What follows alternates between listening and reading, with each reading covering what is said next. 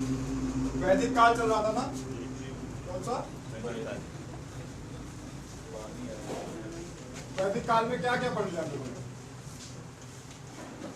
वैदिक काल का हम लोगों ने समाज देख लिया है, देखा नहीं देखा? समाज देख लिया। और क्या पढ़ा था हमने? पंचायत देख ली थी हमने। वैदिक काल में पंचायत कैसी थी वो हमने देख ली थी, है ना। समाज कितने प्रकार से बटा था? 4 प्रकार से। और पंचायत कितने प्रकार की थी? 3 प्रकार की पंचायत थी, है ना। आज क्या देखेंगे? आज हम यज्ञ देख लेंगे, है ना। और देखेंगे जो भी बनेगा, है ना। यज्ञ स्टार्ट करें। और सामग्री लाओ तो कैसे यज्ञ होगा? सामान लिख दे। यज्ञ देखते हैं। यज्ञ कितने प्रकार के थे? आज तुमको पता है यज्ञ कितने प्रकार के होते हैं? नहीं पता? 5 प्रकार के। कौन कौन बताओ? हिंदी लगा रहे हैं, ये नाम सुना है? आज सुमेघ यज्ञ सुना है? नहीं सुना? आज सुमेघ यज्ञ नहीं सुना? सुना सबने? अच्छा ये सुना है?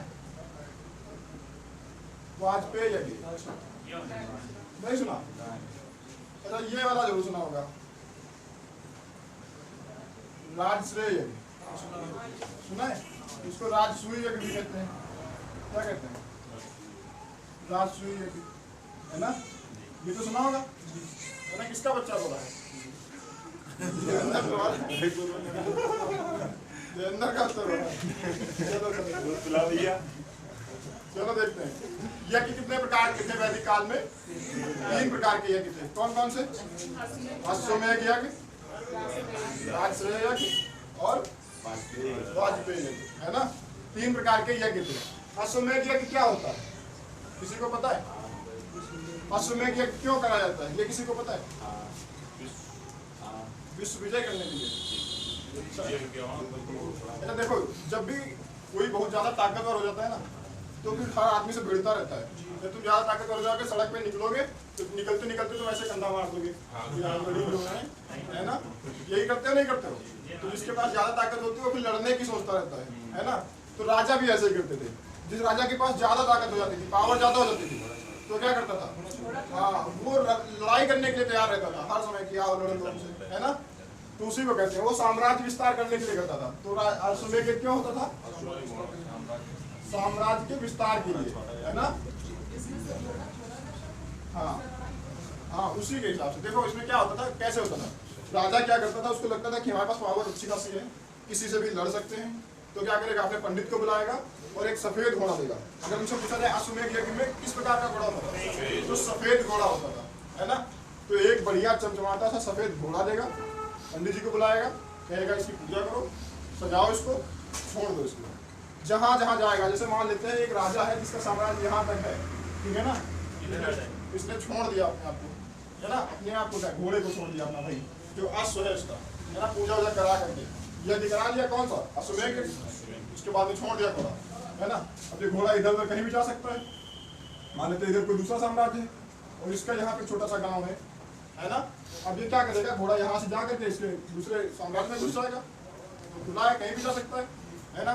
दूसरे के साम्राज्य में चला गया, वहां उसके जहां तक ये घोड़ा जाएगा दूसरे साम्राज्य में, इधर इधर कहीं भी जहां भी जाएगा, जितने भी साम्राज्य तक जाएगा उतना सारा किसका हो जाएगा? जिसने अश्वमेध यज्ञ कराया, है ना। अब मान लेते हैं ये वाला एक राजा था, इसका यहाँ पे एक गाँव था, इस वाले राजा का अश्वमेध यज्ञ, यहाँ अश्वमेध जो उनका घोड़ा है वो यहाँ तक आ गया इस गाँव में, है ना। तो अभी ये गाँव किसका हो जाएगा? हो जाएगा नहीं हो जाएगा? तो ये गाँव उसका हो जाएगा। अच्छा मान लेते हैं यहाँ के राजा तुम हो, तुम दे दोगे अपना गाँव, है, तुम लड़ाई करने के लिए तैयार हो जाओगे, है ना। जीतेगा कौन? ज्यादातर जीतने के चांसेस इसी के रहते हैं, क्योंकि वो पूरे कॉन्फिडेंस के साथ आया है, तैयारी के साथ आया है ना। घोड़ा छोड़ता था, उसके पीछे सेना भी छोड़ता था कि कहीं पे भी 5 मिनट तुम रोको, हम लड़ने के लिए तैयार हैं। अब पता लगा तुम सो रहे हो आराम से, है ना, सुबह आराम से, सुबह देर तक सो, 10 बजे सोने की आदत तुम्हारे यहाँ घुस गया घोड़ा, तुम जहाँ सो रहे हो वो वाला इलाका ही चला गया पूरा, सेना घेर के तैयार, तुम तो सो रहे थे, वो तो लड़ाई के मूड में ही पूरी सेना लेकर के, तुम तो तैयारी में थे नहीं। जीतेगा कौन?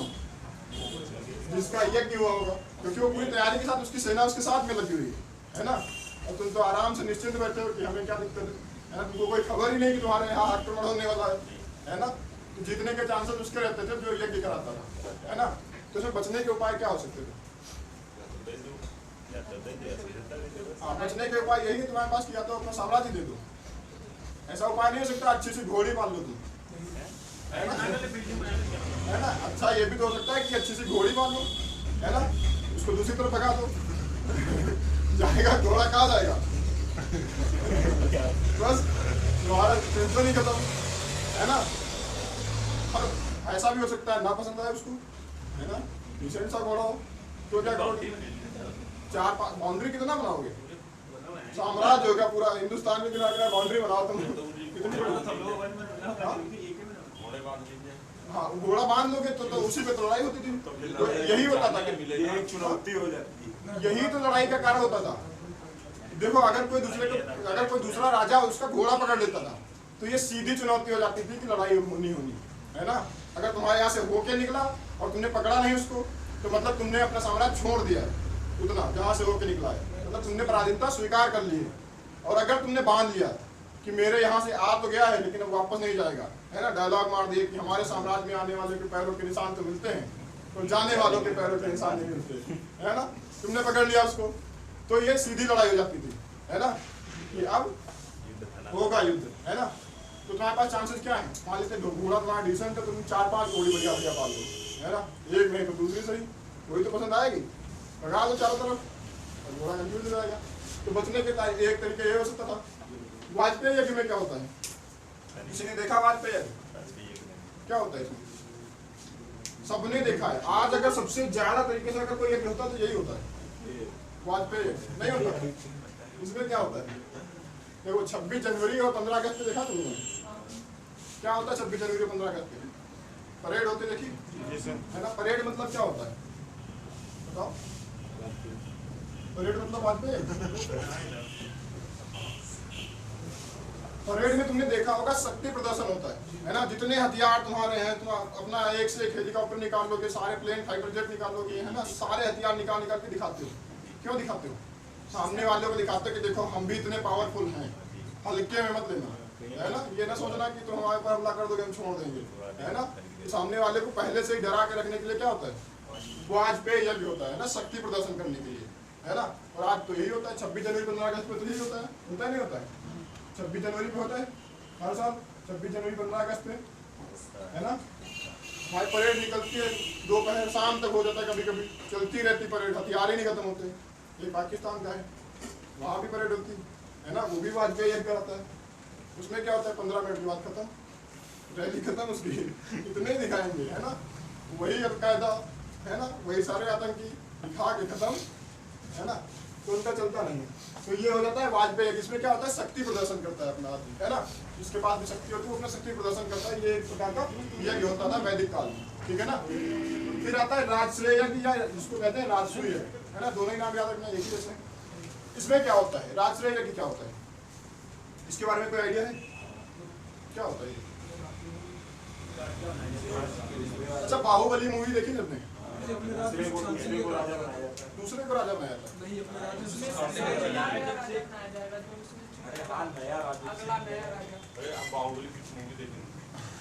चलो देखो इसमें क्या होता है, जैसे कोई राजा बनता है तो वो शपथ लेता है। शपथ लेता है कि नहीं लेता है? सबने बाहुबली मूवी देखी है? वो कहता है बाहुबली यानी मैं, है ना, इस अखंड माहिष्मती की सेना का सेनापति, है ना। वो शपथ लेता है कि नहीं लेता है? तो वो क्या हो गया? ये एक प्रकार का यज्ञ था जिसमें शपथ लेता था राजा, है ना। तो क्या कहना था? जैसे अभी भी शपथ लेते हैं, तुम्हारे यहाँ पे प्रधानमंत्री बनता है, शपथ लेता है कि नहीं लेता है? मैं भारत और संविधान की शपथ लेकर ये कहता हूँ कि मैं खूब लूटपाट करूंगा, खूब बेईमानी करूंगा, ऐसे कहते हैं, शपथ करते हैं, है ना। वो शपथ लेते हैं। तो वो एक प्रकार का क्या है? राजसूय यज्ञ है ना। राजसूय यज्ञ है या नहीं है? वही है। तो यही कहलाता है राजसूय यज्ञ। उस समय क्या होता था? यज्ञ कराया जाते थे। जब भी क्या होता था कि किसी राजा का राज्याभिषेक होता, जिसको राज्याभिषेक भी कर सकते, राजा बनता था तो वो शपथ लेता था अपने साम्राज्य के प्रति, अपनी जनता के प्रति। वो क्या होता था? उसमें पूजा पाठ हर मौके पर कराई जाती थी, है ना। तो ये एक यज्ञ कराया जाता था जिसको कहते थे राजसूय यज्ञ, जिसमें राजा शपथ लेता था कि अब हमारी जिम्मेदारी है, आगे तुम्हारे जितने भी टेंशन है तुम फोन दो, अब हमारी टेंशन है, तुम्हारी टेंशन हमारी टेंशन, वाजपेयी एक भी शक्ति का प्रदर्शन किया जाता था, दिखाता था कि देखो हम इतने पावरफुल हैं, हल्के में ना लेना नहीं तो लबड़े में पड़ जाओगे। अश्वमेध यज्ञ में क्या होता था? अच्छा, आज के समय में अश्वमेध यज्ञ सबसे ज्यादा कौन करता है? किसी को पता है? चीन करता है। चीन पूरे कॉन्फिडेंस में है, कहीं भी जाएगा, कहीं कहेगा दक्षिण चीन सागर मेरा है, कहीं कहेगा ताइवान मेरा है, कहीं कहेगा जापान मेरा है। जापान में भी कहता जापान मेरा है ना। वो हर जगह अपने हिंदुस्तान में भी कहता है इधर लद्दाख मेरा है ना। वो अपनी अलग उसके चलते सिक्किम कहता है मेरा। अरुणाचल प्रदेश तो कब से लड़ा पड़ा है ना। अरुणाचल प्रदेश बताएंगे, जब अरुणाचल प्रदेश लाएंगे उसमें अरुणाचल प्रदेश का ऊपर का हिस्सा नहीं कहता, वो उसके अंदर का कहता है ये वाला मेरा। जैसे चीन की सीमा यहाँ तक लगती है उसके ऊपर की, तो वो इतना अगर अरुणाचल प्रदेश है तो ये इधर का नहीं मांगेगा, वो कहता है ये वाला हिस्सा मेरा है। और स्ट्रक्चर को समझ में नहीं आता ये वाला तुम्हारा कैसे हो सकता है, ये वाला कहे होते तो ठीक सोचने में लगता है कि हाँ चलो होगा तुम्हारा, वैसे है नहीं, फिलहाल मान लेते हैं कि हो सकता है कैसे भी। ये कैसे हो सकता है? हो सकता है तो उसमें क्या होता है, उसको पता है कि उसकी जितनी शक्ति है आसपास के एशिया में किसी भी देश में नहीं है ना। रूस है तो रूस आधा एशिया में भी है और आधा यूरोप में भी, तो बाकी ये जो प्रॉपर एशिया में देश हैं उनमें चीन के इतनी शक्ति किसी के पास भी नहीं है, तो उसको लगता है कि हमसे कोई पंगा नहीं ले सकता। तो कहते हैं जितना दक्षिण चीन सागर है सब मेरा है, इसमें जितने भी आने वाले द्वीप हैं, देश हैं, सब किसके हैं? सब मेरे हैं, है ना। तो उसका चलता रहता, तो उसका वो क्या हो गया? अश्वमेध यज्ञ हो गया। तो यज्ञ समझ में आए। अब देवता देख लेते हैं, है ना, यही पे लिखते देवता।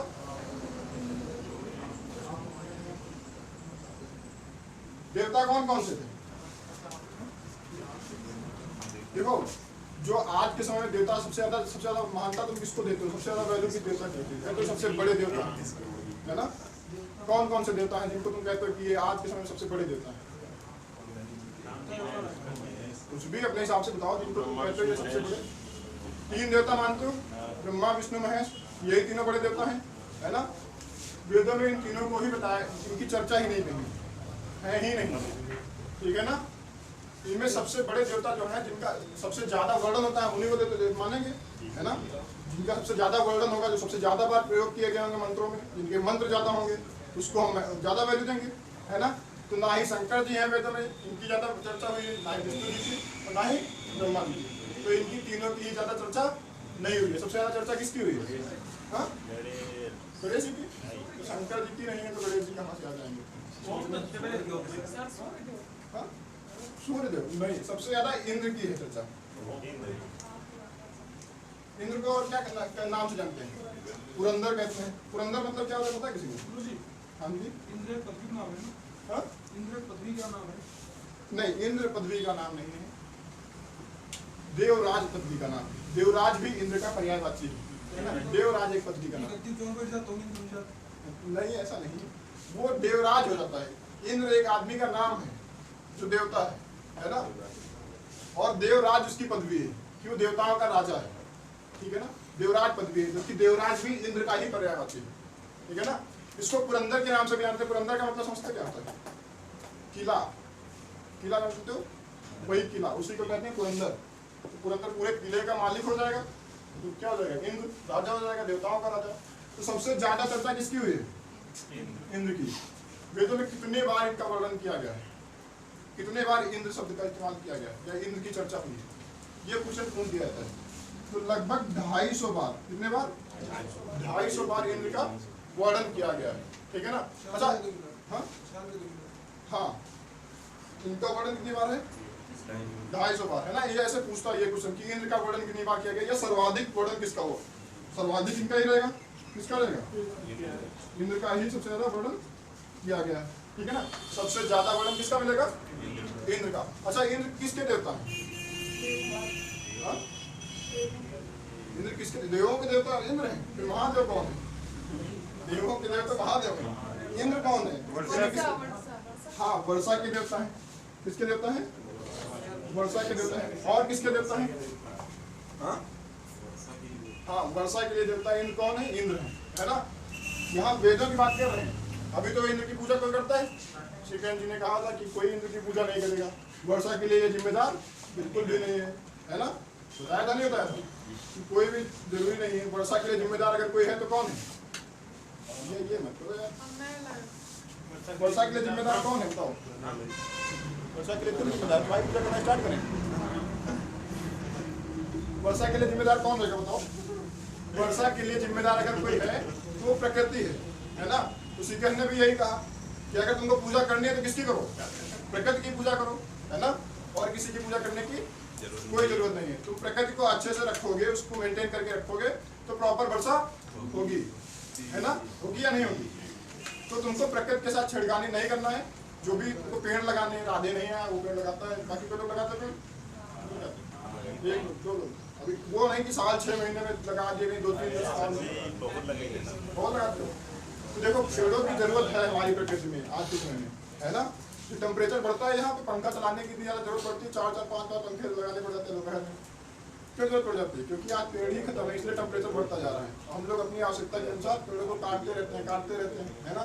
बताते रहते हैं कि इंसान की इतना खच्चर जानवर धरती पर दूसरा कोई नहीं है। वो अपनी आवश्यकता के लिए कुछ भी कर सकता है, नहीं कर सकता। तो वही उसका ही परिणाम है कि आज वर्षा प्रॉपर तरीके से नहीं होती। बरसात चल रही है, बारिश का महीना है, फिर बारिश हुई नहीं। इतने समय तक तो अच्छी खासी बारिश हो जाती थी, एक बार हुई है ना। और चल क्या रहा है, जुलाई में आधा जुलाई हो गया था, है ना। अब 13 तारीख हो गई, है ना। सावन लग गया, अभी बारिश एक बार हुई है केवल। आज क्या, आज गुरु पूर्णिमा है। आज पता है कल से लगेगा सावन, है ना। आज गुरु पूर्णिमा, आज के दिन गुरु को ज्यादा महत्व देते हैं। वैसे गुरु का महत्व तो वैसे भी रहता है, नहीं रहता है। तो आज के दिन गुरु का दिन होता है। वर्षा के और युद्ध के देवता होते हैं इंद्र, है ना। युद्ध के देवता कौन है? फिलहाल अपने ये युद्ध खुद जीत नहीं पाते हैं, है ना। युद्ध वाले समझ में नहीं आया, रणनीति बनाओ। ये देवता बताया गया है, इनको वेदों में बताया गया है कि ये किस बात के देवता है ना। जैसे शंकर जी को पूछते तो कहते देवों के देव है ना। सब देवताओं को अलग अलग हिसाब से मानते कि ये मनोकामना पूरी करेंगे, वो मनोकामना पूरी करेंगे, है ना। तो अगर तुमको युद्ध करना है, युद्ध के समय में किसकी पूजा करनी है? इंद्र की पूजा करनी है, ऐसा वेदों में बताया गया, है ना। और अगर वर्षा के लिए तुमको बनाना है कि भाई वर्षा नहीं, जैसे इस बार बारिश नहीं हो रही बारिश, तुमको बारिश करानी तो क्या करना पड़ेगा? इंद्र की पूजा करनी पड़ेगी। उसके लिए यज्ञ होते थे, हवन होते। अच्छा, यज्ञ का बारिश से सीधा कॉन्टैक्ट है, सीधा संपर्क एक है यज्ञ का। जो यज्ञ कराते हैं हम लोग, उसका हमें मौसम से बहुत अच्छा संपर्क है सीधे। उसमें क्या होता है, बहुत प्रकार के जो चीजें डाली जाती हैं, हवन सामग्रियाँ, उनसे जल के जो धुआं निकलता है वो पॉल्यूटेड नहीं होता है, पता है ना सबको। वो तुम्हारे वातावरण को शुद्ध करता है। ये बात पता है नहीं पता है? ये तुम्हारे वातावरण को शुद्ध करता है, इसलिए यज्ञ कराए जाते थे। पहले बहुत सारे यज्ञ होते थे, अभी कुछ नहीं होता। अभी हम लोग रोज सुबह मोटरसाइकिल लेकर के निकलते हैं और पीछे से यज्ञ निकलता रहता है ना। निकलता रहता है कि नहीं निकलता है? इसी वजह से बारिश के और ज्यादा हो जाता है। इससे फिलहाल तुम्हारे टेम्परेचर पे बहुत ज्यादा फर्क पड़ता है ना। टेम्परेचर तुम्हारा जितना ये पॉल्यूशन हो रहा है उससे टेम्परेचर पे तुम्हारा फर्क पड़ता रहता है। जितना भी तुम लोग कार्बन डाइऑक्साइड निकाल रहे हो, कार्बन मोनोऑक्साइड निकाल रहे हो, सब किस पे जाता है? सब हमारे वायुमंडल में जाता है और ऊपर जाकर के हमारी ओजोन लेयर को नुकसान पहुंचाता है ना। और ओजोन लेयर का जैसे लेयर वो पतली होती जाएगी, सूर्य से आने वाली कीड़े डायरेक्ट तुम तक आती जाएंगी। वैसे क्या होता है, वो ओजोन लेयर क्या होती है, फिल्टर होता है हिसाब से।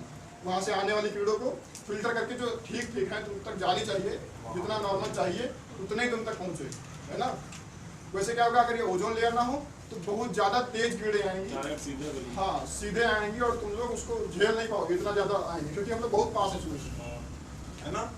तो हम लोग उसको झेल नहीं सकते। हमसे दूर मंगल है ना। पहले बुध है, फिर शुक्र है, फिर पृथ्वी है, तो मंगल ये बता चुके हैं ना, है ना। तो हमसे दूर मंगल है, फिर भी हमसे ज्यादा टेम्परेचर वहाँ पे, क्योंकि उसका वायुमंडल वैसा नहीं है ना। समझ रहे हो ना बातें? तो अगर ये ओजोन लेयर खत्म हो जाएगी तो सबसे पहले जैसे जैसे कम होती रहेगी वैसे वैसे स्किन प्रॉब्लम बढ़ती जाएगी। स्किन कैंसर के ज्यादा केसेस आप देखने को मिलते हैं, है ना। पहले इतने ज्यादा केसेस नहीं होते थे, अब भी ज्यादा देखने को मिलते हैं स्किन कैंसर के केस, है ना। स्किन के और भी बहुत सारी प्रॉब्लम्स, है ना। पहले इतना कुछ नहीं होता था। इसका कारण यही है कि ये जो भी हम पोल्यूशन फैला रहे हैं उसकी वजह से क्या हो रहा है, हमारा वायुमंडल भी प्रभावित हो रहा है। वायुमंडल समझते हो, जो गैसें हमें पृथ्वी के चारों तरफ से घेर रखी है ना। तो प्रकृति को हमको बहुत ध्यान रखना है। ऐसा ही श्री कृष्ण भी करते हैं। इंद्र की पूजा करने से कुछ नहीं होगा, तुमको अपनी प्रकृति का ध्यान रखना पड़ेगा, पेड़ लगाने पड़ेंगे तुमको, है ना। तुमको अगर किसी की पूजा करनी है तो प्रकृति की पूजा करो। और पूजा करने का मतलब थोड़ी ना कि तुम घंटी हो जाओ, है ना। तुम पेड़ लगाओ, है ना। जिस दिन पेड़ लगाओ उस दिन हाथ जोड़ लो, भैया बड़े हो जाना, चीजें दे देना, है। आम का पेड़ लगाना, के साथ फल भी दे देना अच्छे वाली, है ना। तो ये हो सकता है। तो इंद्र किसके देवता है? वर्षा के और युद्ध के। सबसे ज्यादा वर्णन किसका है? इंद्र का। अगले देवता कौन से जाते हैं? अगले देवता कौन से हो जाएंगे? अग्नि। अग्नि का भी दूसरे नंबर पे सबसे ज्यादा वर्णन किया गया है। जो अग्निदेव है इनका सबसे ज्यादा दूसरे नंबर पे सबसे ज्यादा वर्णन किया गया है। कितनी बार आए होंगे? 200 बार इनका वर्णन किया गया है। अच्छा, अग्नि किसके देवता होंगे? अग्नि देवता किसके होंगे बताओ? आग के देवता होंगे, है ना? किसके देवता होंगे? आग की। तो आग की पूजा पहले से ही की जाती है, ये वैदिक काल से ही, है ना? आज भी आग का बहुत महत्व है। क्या महत्व है आग का? क्या हाँ? आग का महत्व बताओ। अच्छा, क्या महत्व हो सकता है आग का? सन्नाटा चाहिए। आगे तो हो ही रहा है, आगे से ही जा रहा है, सब कुछ आग से ही हो रहा है। हम पढ़ा रहे हैं आग से उड़ा रहे हैं, तुम पढ़ा रहे हो आग से उड़ रहे हो। हाँ, आग से खाना बना, खाना पक गया, वो हम खा के आए तब तुमको पढ़ा रहे हैं, और तुम खा के आए तब तुम पढ़ रहे हो, है ना? नहीं खा के आए तो तुम अभी पढ़ नहीं पाओगे, सो जाओगे यहाँ बैठे। अगले देवता कौन से होते हैं? अगले देवता कौन है? वरुण, है ना? वरुण किसके देवता है? पानी के? वायु के देवता है। किसके हैं? वायु के देवता है। वरुण किसके देवता है? वायु के देवता है ना? अच्छा, एक और देवता होते हैं सोम। सोमदेव नाम सुना है? ये किसके देवता है बताओ? सोम किसके देवता है? कुछ भी नहीं पता है, अपने धर्म के बारे में कुछ नहीं पता है। ये जंगल के देवता है। जंगल की पूजा क्यों होनी चाहिए? जंगल के देवता क्यों होने चाहिए? पता है किसी को क्यों होने चाहिए? जंगल के देवता बना दिया है वेदों में, तो क्यों बनाया? जंगल अगर रहेगा तो ही हम रहेंगे, क्योंकि जंगल से हमारा क्या रहेगा? हमारा पर्यावरण रहेगा, है ना? हाँ, वन्य जीव सुरक्षित रहेंगे, हमारा साइकिल सिस्टम अच्छा चलता रहेगा, है ना? और हम भी सुरक्षित रहेंगे। जंगल कट जाएंगे, जंगल काटते रहते हैं। इंसान को लकड़ियों की बहुत ज़्यादा जरूरत है ना? जरूरत है कि नहीं है? इंसान लकड़ियों का इस्तेमाल भी करता है। जैसे हमने यहाँ पे देखोगे अगर तुमको, तो लगभग 70% आइटम तुमको लकड़ी के मिल जाएंगे, है ना? यहाँ कोचिंग पे ही दुनिया भर में हर जगह जाओगे लकड़ियों का बहुत ज़्यादा योगदान रहेगा। लोग इस्तेमाल बहुत करते हैं, पर पूछो लगाते कितने हैं? लकड़ियों को तैयार कितने लोग करते हैं? पेड़ को कितने लोग लगाते हैं? कोई नहीं लगाता। कोई लगाता है? कौन? पहले 2-4 लोग हैं, एक लगा दो। अच्छा, नींबू के पेड़ लगाए थे, है ना? ऐसा कोई है जिसने अभी तक अपने जीवन काल में कभी बरगद का या पीपल का पेड़ लगाया? बस 2 ही लोग हैं जिन्होंने बरगद या पीपल का पेड़ लगाया है। बरगद और पीपल के पेड़ का महत्व रहता है क्योंकि इनको एक बार लगा दो लंबे समय तक के लिए है ना? और इनका ज्यादा वो रहता है। अगले देवता कौन से हो जाएंगे? अगले देवता बरगद हो जाएंगे। अगले देवता कौन है? मारुत किसके देवता है? नाम तो सुना होगा, मारुति नंदन, नाम है वही है। मारुत के नंदन कौन थे? मारुति नंदन कौन है? बजरंगबली। मारुति किसके देवता है?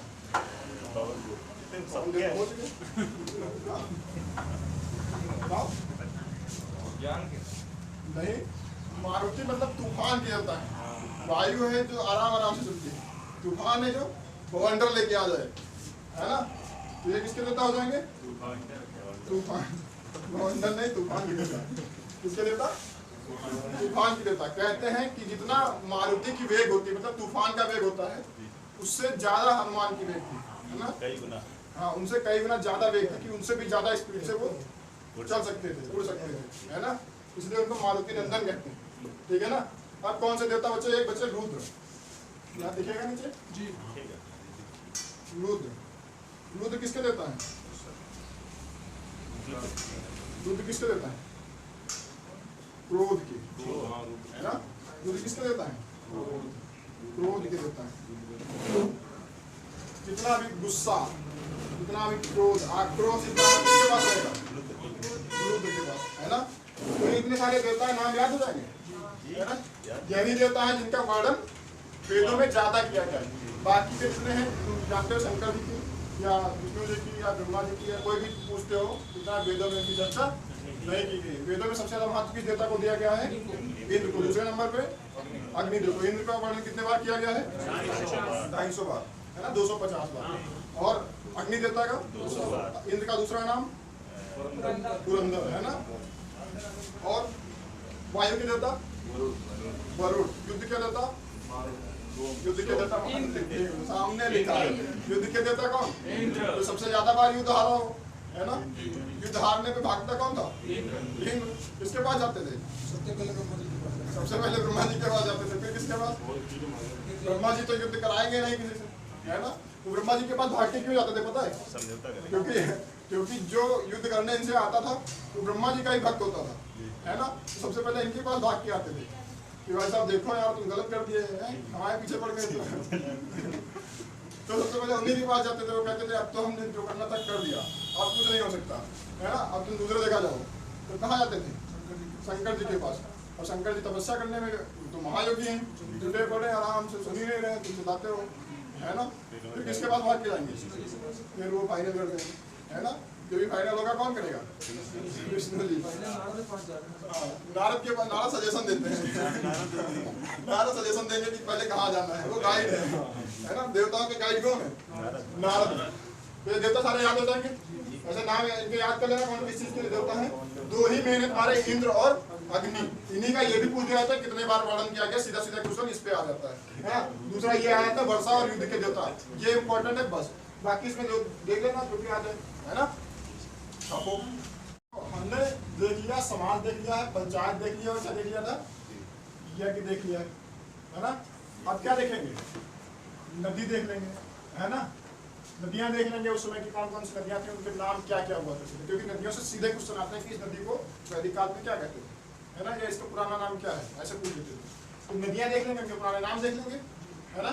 फिर देख लेंगे वैदिक दर्शन, बस खत्म हो जाएगा वैदिक काल, है ना? तो नदियां देख लेते हैं। नदियां कौन कौन सी थी बताओ?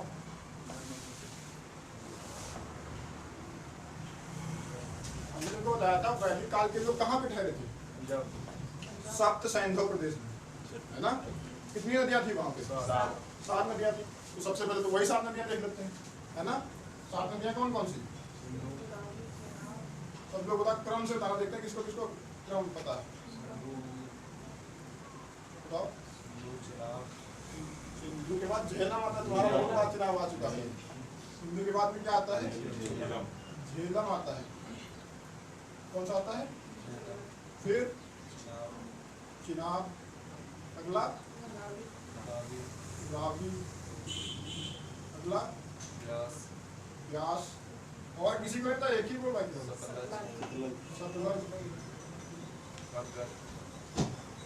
घग्गर में इसको कहते हैं सरस्वती, क्या कहते हैं, है ना? घग्गर बताया है, तुमको बताते हैं, वो बता देंगे क्यों घग्गर बताया, ठीक है ना? किसी को कहते हैं सरस्वती नदी। कहाँ बहती थी? हरियाणा के क्षेत्र में, है ना? हरियाणा साइड में बहती थी, ठीक है? तो सबसे पहले देखते हैं, सबसे ऊपर की साइड में होगा, मैप बना लेगा। ये ऊपर हो गया, ये इधर हो गया, ये इधर हो गया, और ये इधर हो गया, बन गया मैप, ठीक है? तो इधर से निकलती थी एक नदी और ऐसे चली जाती थी, जिसको क्या कहते थे? सिंधु। तो ये सिंधु नदी है। वैदिक काल में इसको सिंधु नहीं कहते थे, क्या कहते थे?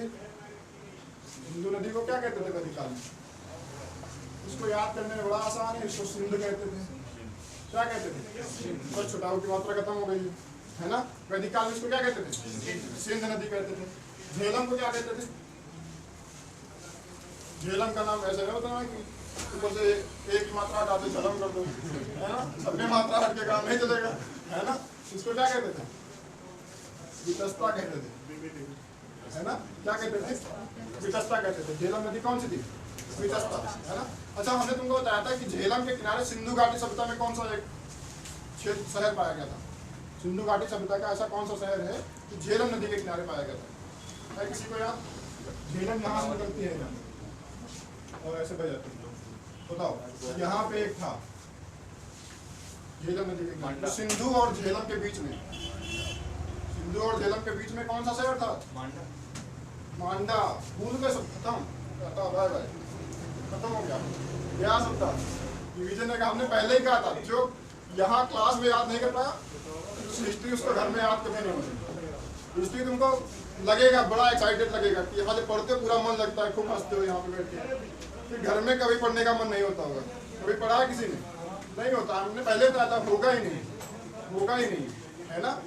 अगर तुमने क्लास में याद नहीं किया तो हिस्ट्री कभी याद नहीं होगी, तुरंत का तुरंत ही याद करें, लिख देते हैं, फिर उसका रटा भी देते हैं 2-3 बार, पूछ भी लेते हैं, इसीलिए और कोशिश करते हैं कि कुछ ऐसा बता दें कि बिल्कुल तुरंत हिट कर जाए तुम्हारे दिमाग में और तुरंत का तुरंत याद हो जाए, क्योंकि हमको हमें नहीं पता है, हमारे साथ भी ऐसा हुआ है, तुम्हारे साथ भी वैसा हो रहा होगा, हिस्ट्री का भी कोई गलती नहीं पड़ता, ठीक है ना।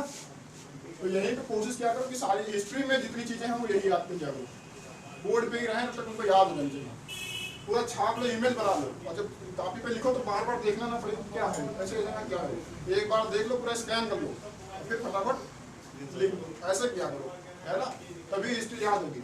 चिनाब को बताओ क्या कहते हैं, बताओ,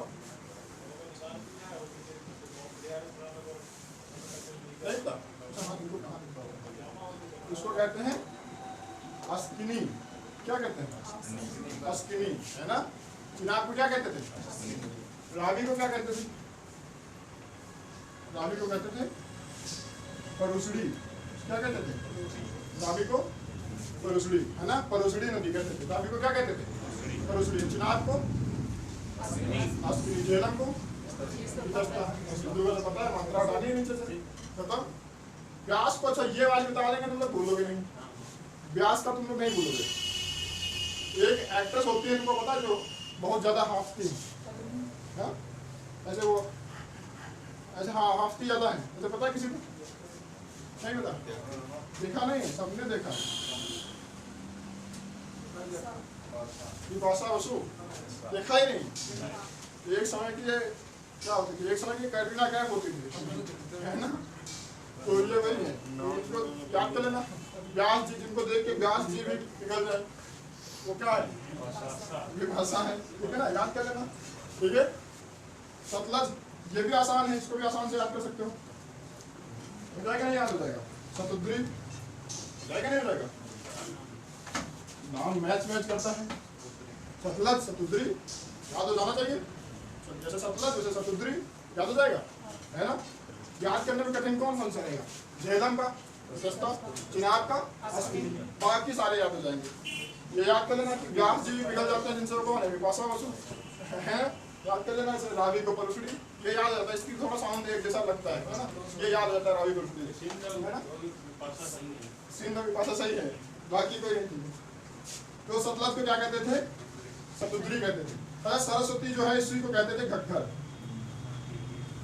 ये याद हो जाएगा, घग्गर के बारे में बता रखा है। सरस्वती क्या थी, इसी को उस समय वेदों में उसमें क्या कहते थे, घग्गर नदी कहते थे। सरस्वती का भी वर्णन आता है कहीं तो सरस्वती कहा जाता था, है ना, तो यही सरस्वती नदी है ना। तो ये तो हो गई 7 नदियां, जिसको हम कहते थे यहाँ पे सप्त सैंधव नदी, है ना। ये 7 नदियां यहाँ की हो गई नहीं हो गई।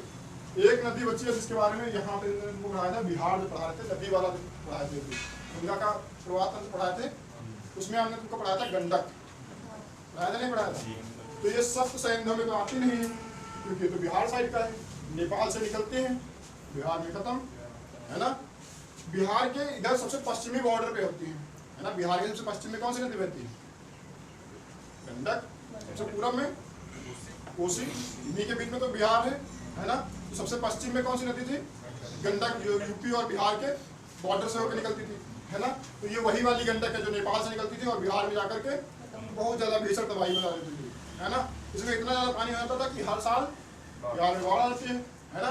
तो पानी को और क्या कहते हैं, नीर कहते हैं, है ना, कहते नहीं कहते हैं, पानी को क्या कहते हैं। तो गंडक को क्या कहेंगे, सदा नीर, नीर की जगह सदा नीरा कह लो, है ना। क्या कहते हैं, सदा नीरा। सदा नीरा का मतलब होता है जिसमें हर समय पानी रहे, है ना।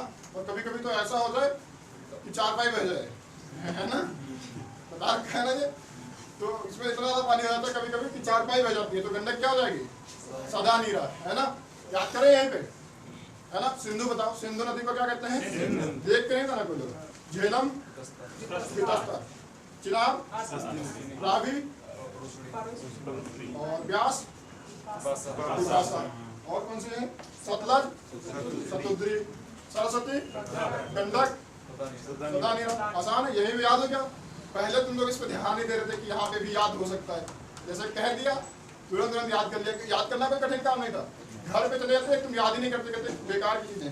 पर यही क्वेश्चन इसी प्रकार के ज्यादा आते हैं, तुम देखोगे तुम्हारे जो आर्मी के एग्जाम होंगे या पेट के एग्जाम होंगे, स्टेट लेवल जितने भी दोगे, उसमें ये वाले ज़्यादा आएंगे, है ना। तुमसे यज्ञ नहीं पूछेगा कौन सा यज्ञ क्या होता है, कितने प्रकार के यज्ञ होते हैं। समाज पूछ सकता है कि समाज कितने वर्गों में बताता है, वो तुम बता सकते हो कि 4 से बताता, पर यज्ञ नहीं पूछेगा, वो बड़े एग्जामों में पूछेगा। और छोटे एग्जामों के लिए ये है ना, अगर तुम स्टेट लेवल देना चाहते हो तो उसमें यही आएंगे क्वेश्चन ऐसे ही कि झेलम को क्या कहते हैं। सबसे ज़्यादा फेवरेट क्वेश्चन यही रहता है, ये वाला, झेलम को क्या कहते हैं, कुटस्था। सबसे फेवरेट यही रहता है। इनमें अगर सबसे इंपॉर्टेंट मेरे तरफ से कुछ जितना मुझे नॉलेज है उसके हिसाब से झेलम ही है, सबसे ज़्यादा बार पूछा जाता है। कोई भी छोटा एग्जाम होगा, ये क्वेश्चन अगर वैदिक काल से कुछ आना है, वैदिक काल से कुछ भी पूछना है उसको, अगर नदियों से पूछा तो यही नदी होगी, है ना। 90% चांसेस होते हैं कि अगर नदियों से पूछ दिया वैदिक काल में तो यही होगी। झेलम ने जो बताया ना, यहाँ से ऊपर आ करके, हाँ पहले कहाँ से आएगी, लद्दाख से होगी, लद्दाख से होते जम्मू कश्मीर, जम्मू कश्मीर से फिर पाकिस्तान भारत के बॉर्डर पे बैठते हुए पंजाब से उनके साइड से यहाँ से निकल जाती है। तो बता रखा है। अभी सिंधु नदी का प्रवाह तंत्र नहीं पढ़ाया है ना, ये नहीं बताया, ये बता देंगे। अभी सिंधु नदी का प्रवाह तंत्र पढ़ाएंगे तब जाएंगे। उसके नीचे चिनाब बहती है ना, उसके नीचे चिनाब, ये सारे क्रम से लिखे हुए। सबसे ऊपर कौन से, सिंधु, फिर झेलम, फिर चिनाब, सारे क्रम से लिखे। हमने बताया था ब्यास के बारे में कि बाहर जाती नहीं है, अंदर ही रह जाती है हिंदुस्तान के। बाकी की ये 5 नदियाँ, यहाँ तक ये 5 नदियाँ क्या होती हैं, बाहर जाती है। ब्यास को छोड़ करके ये नदी बाहर नहीं जाती है, हिंदुस्तान में ही रह जाती है ना। ये सारी चीजें इतना तो बता ही रखे हैं, है ना। अब देखो, हमने देख लिया है, समाज भी हो गया, पंचायत भी हो गया, यज्ञ हो गया, नदियाँ हो गई, नदियाँ हो गई नहीं हो गई, नदियाँ हो गई। अब क्या बचा, नदी हो गई है, अब केवल दर्शन देखने हैं। अब दर्शन देखने, दर्शन में क्या होगा, अभी शंकर जी को प्रकट करेंगे यहाँ पे, तुम लोग दर्शन कर लेना, ठीक है ना, यही करेंगे ना। दर्शन का मतलब क्या है, देख लेना सामने से, यही हो गया ना। दर्शन का मतलब होता है अपने अपने विचारधाराएं, है ना, वो क्या कहलाता है, दर्शन कहलाता है ना। तो हम दर्शन पढ़ेंगे, दर्शन में तुमको किसी के दर्शन नहीं कराए जाएंगे, दर्शन में तुमको तुम्हारी आत्मा का दर्शन कराया जाएगा, तुमको तुम्हारे बारे में ही या समाज के बारे में ही चीजें बताई जाएंगी, समझाया जाएगा। वो सब क्या कहलाता है, वही दर्शन कहलाता है। जिसको तुम अपने बारे में कुछ चीजें देखते हो, क्या कहलाता है, दर्शन कहलाता है। किसी के अच्छे विचार हो सकते हैं समाज को लेकर के, व्यक्ति को लेकर के, क्या होगा, दर्शन होगा, है ना। अलग अलग प्रकार के दर्शन होंगे, जैसे न्याय दर्शन है ना। दर्शन कैसा है, एक दर्शन है जिसको क्या कहते हैं, न्याय दर्शन, है ना। एक तुमने सुन रखा होगा सांख्य दर्शन, कौन सा दर्शन, सांख्य दर्शन। एक तुमने सुन रखा होगा योग दर्शन, मैंने सुना। एक तुमने सुना होगा वैशेषिक दर्शन, कैसा, वैशेषिक दर्शन। अच्छा, ऐसे कितने दर्शन हैं तुमको ये भी बताना चाहिए ना, दर्शन है कितने। दर्शन मतलब तो समझ गया ना कि किसी के विचार हो सकते हैं, वो क्या कहलाएगा, दर्शन, जिसको तुम फिलॉसफी कहते हो, है ना। फिलॉसफी दर्शन कहते हैं, इंग्लिश में क्या कहते हैं, फिलॉसफी कहते हैं, है ना। तो ऐसे कितने दर्शन हैं वेदों में, 6 प्रकार के दर्शन है। कितने हैं, 6। इन्हीं को क्या कहते हैं, षष्ठ दर्शन, है ना, षष्ठ दर्शन, ठीक है ना। अलग अलग दर्शन में अलग अलग लोगों के बारे में बताया गया है। जैसे न्याय दर्शन की बात करें, न्याय दर्शन में न्याय को लेकर के कुछ अच्छी बातें, कुछ अच्छे विचार दिए गए होंगे, है ना। तो इसको लिखा किसने होगा, न्याय दर्शन को गौतम ऋषि ने। किसने लिखा होगा, गौतम ऋषि ने। अब ये गौतम बुद्ध वाले गौतम नहीं है, ये गौतम ऋषि वाले गौतम है, ठीक है ना। इनको लिखा किसने, न्याय दर्शन को गौतम बुद्ध ने, तो गौतम बुद्ध ने, गौतम ऋषि ने, है ना। अब सांख्य दर्शन की बात करें तो इसको लिखा है कपिल मुनि ने। किसने लिखा है, कपिल मुनि ने लिखा है।